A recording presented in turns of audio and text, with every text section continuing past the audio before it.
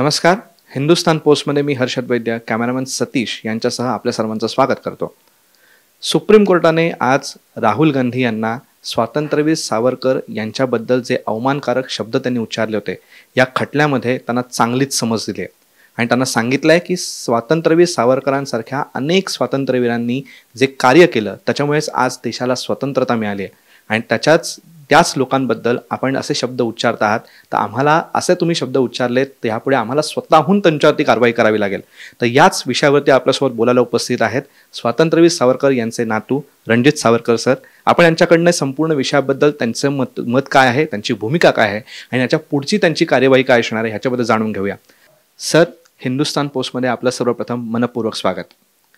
Sir, माझा पहिला प्रश्न असा आहे की आज सुप्रीम कोर्टाने राहुल गांधी यांना जी समज दिली आहे, जी स्वातंत्र्यवीर सावरकर यांच्याबद्दल त्यांनी जे अवमानकारक शब्द उच्चारले होते ह्याच्याबद्दल त्यांना कडक शब्दात सुनावलंय, आपली पहिली प्रतिक्रिया काय? सुप्रीम कोर्टाने अतिशय आज चांगलं एक कृत्य केलेलं आहे.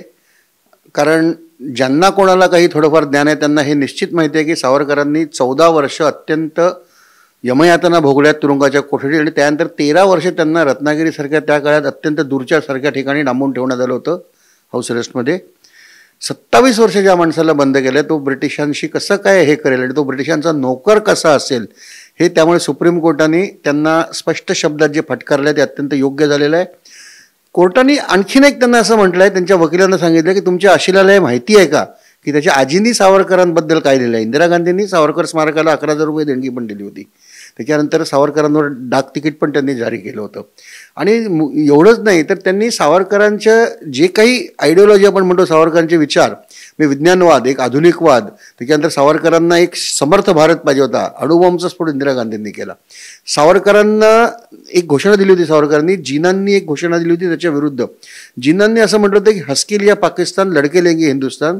त्यावर सावरकरांनी असं हे केलं होतं की एक धक्का और दो पाकिस्तान तोड दो. त्या घोषणेनुसार इंदिरा गांधींनी पाकिस्तान तोडलं, बांगलादेशची निर्मिती झाली. तर आधुनिक वगैरे सगळ्या ह्याच्यात इंदिरा गांधींनी सावरकरांना फॉलोच केलं आहे. हे सगळं ह्यांना माहिती असायचं काही कारण नाही आहे. आणि आज जे राहुल गांधी जे काही टीका करतायत सावरकरांवर, ती केवळ सावरकर हे हिंदुत्वाचे प्रणेते आहेत, आजच्या हिंदुत्ववादी शासनाचे ते आदर्श आहेत, आज हिंदुत्वाचे ते ब्रँड आयकॉन आहेत. आणि म्हणून आपण जर सावरकरांना शिव्या दिल्या तर मुसलमान मतं आपल्याकडे वळतील. केवळ याच भूमिकेने आपल्या सत्तेच्या स्वार्थासाठी त्यांनी हे सगळं केलं. पण ते विसरले की सावरकरांच्या त्यागामुळे, सावरकरांसारख्या असंख्य क्रांतिकारकांच्या त्यागामुळे हे 1857 पासून युद्ध सुरू आहे. हे काही एका पिढीचं किंवा 2 पिढीचं काम नव्हतं, 1-2 माणसांचं काम नाही. इतक्या हजारो क्रांतिकारकांच्या त्यागामुळे जे स्वातंत्र्य मिळालं आहे त्याचा गैरफायदा घेऊन ते सावरकरांना शिव्या देत आहेत. आणि सुप्रीम कोर्टाने त्यांना त्याच भाषेत सुनावलं की त्यांनी मिळवलेलं स्वातंत्र्यामुळे आज आपण येथे आहोत. तर त्या दृष्टीने सुप्रीम कोर्टाने जो त्यांना धडा दिलेला आहे तो शिकले तर ठीक आहे, आणि नाही शिकले तर अजूनही ही लखनौची जशी केस आहे, नाशिकला एक दुसरी केस आहे, त्याचा एक समज निघेल. आता पुण्याला आजच तारीख एक मिळालेली आहे. त्याच्यानंतर मुंबईला मी स्वतः एक केस केलेली आहे. अशा 3-4 केसेस बाकी आहेत. तर जर हे धडा शिकले नाहीत, यांनी सावरकरांची माफी मागितली नाही तर यांना शिक्षा होईल यासाठी आम्ही निश्चितच लढा देऊ. आणि आमच्याकडे पुरावे आहेत त्यामुळे त्यांना शिक्षा निश्चितच होईल. सर, तुम्ही आता याच्यामध्ये सांगितलं की स्वातंत्र्यवीर सावरकरच नव्हे तर अशा असंख्य क्रांतिकारकांवरती टीका करणं हे फक्त राजकारणामुळेच होत आहे का? आणि राहुल गांधी हा त्याचा फक्त स्वातंत्र्यवीर सावरकरांवरती टीका करणं हे फक्त आणि फक्त राजकीय स्वार्थासाठीच ते करतायत का? ह्याच्याबद्दल तुम्हाला काय वाटतं?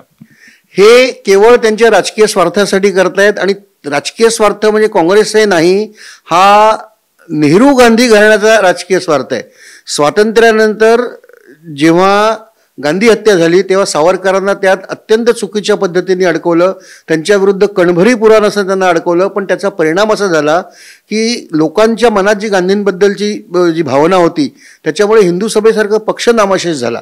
एक दुसऱ्या नंबरचा जो विरोधी पक्ष तो नामाशेष झाला. त्याच्यामुळे नेहरूंचं सत्तेवरची पकड मजबूत झाली.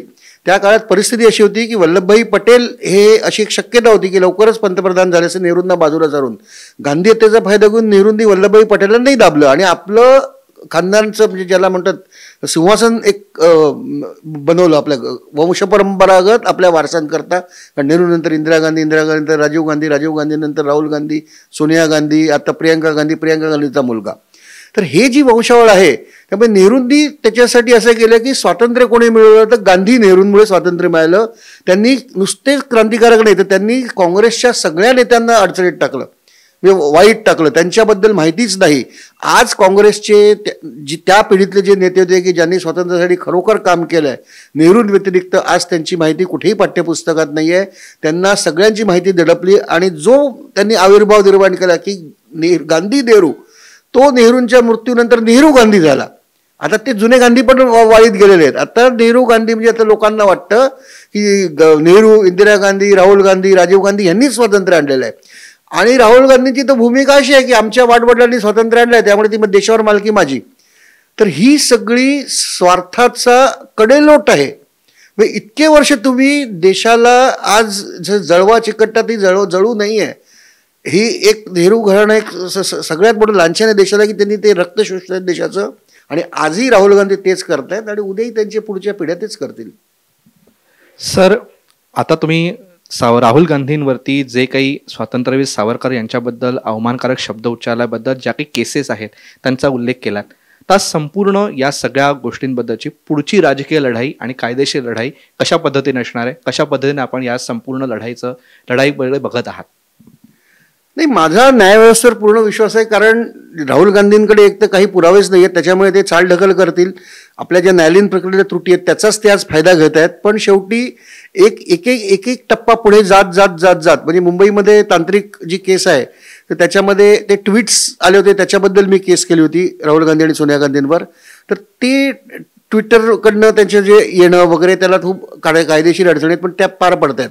पण ह्या एकदा कायदेशीर अडचणी पार पडल्या की मग ती अत्यंत जलद गतीने पुढची सुनावणी होईल. कारण त्यांचा डिफेन्स काहीच नाही आहे. सावरकरांचं कर्तृत्व हे इतकं लख्ख आहे, हे सगळ्यांपुढे स्पष्ट आहे. त्याच्यामुळे त्यांना इथे माफी मागण्याशिवाय पर्याय नाही. आणि त्यांनी नाही मागितली तर ते तुरुंगात जाईपर्यंत आम्ही आमची लढाई चालू ठेवू. तर हे होते रणजितजी सावरकर. त्यांनी राहुल गांधी यांच्याबद्दलची आता पुढची कायदेशीर लढाई कशा पद्धतीने असणार आहे आणि राहुल गांधी नव्हे तर पूर्ण गांधी घराणंच स्वातंत्र्यवीर सावरकरच नाही तर संपूर्ण क्रांतिकारकांच्या संपूर्ण इतिहासाचा, त्यांच्या कार्याचा फक्त राजकीय स्वार्थासाठी कसा बदनामीसाठी वापर करताय हे नीट समजावून सांगितलं. आणि याच्याबद्दलच्या कायदेशीर लढाईच्या आपली पुढची पावलं काय असणार ह्याच्याबद्दल सांगितलं. हा व्हिडिओ तुम्हाला कसा वाटला कमेंट बॉक्समध्ये आम्हाला नक्की सांगा. आणि असेच माहितीपूर्ण व्हिडिओज बघण्यासाठी हिंदुस्तान पोस्टच्या यूट्यूब चॅनलला सबस्क्राईब करा आणि फेसबुक पेजला फॉलो करायला विसरू नका. धन्यवाद.